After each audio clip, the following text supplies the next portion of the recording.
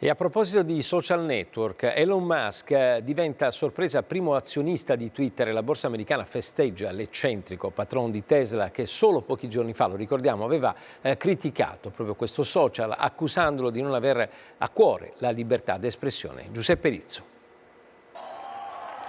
L'ultimo attacco a Twitter, neanche a dirlo affidato a un tweet, risale a pochi giorni fa. Se questo social è una pubblica piazza, scriveva Elon Musk, il fatto che qui manchi la libertà di espressione è contro la democrazia. Appena un giorno prima il sondaggio, Twitter è democratico? Votano 2 milioni di follower, vincono i no e lui avverte, le conseguenze del vostro voto saranno importanti.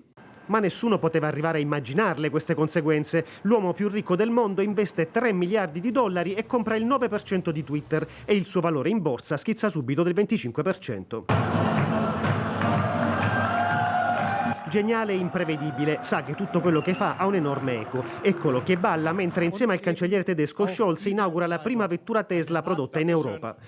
Tutto rilanciato sui suoi social, una macchina da 80 milioni di follower che usa anche per sfidare letteralmente Putin a duello. Gli risponde persino Kadyrov, temuto leader ceceno, lo chiama rammollito.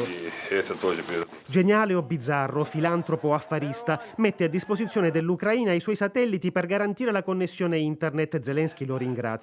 Intanto sui social elogia e poi critica i bitcoin, facendone schizzare e poi crollare il valore. E con tweet simili che finisce sotto inchiesta della Consob americana. Musk non ci sta. Se Twitter censura gli eccessi, il politicamente corretto, lui dice di pensare a un social tutto suo, ma poi fa di più. Mette le mani proprio su Twitter. Chissà se servirà a trasformarlo a sua immagine. Alla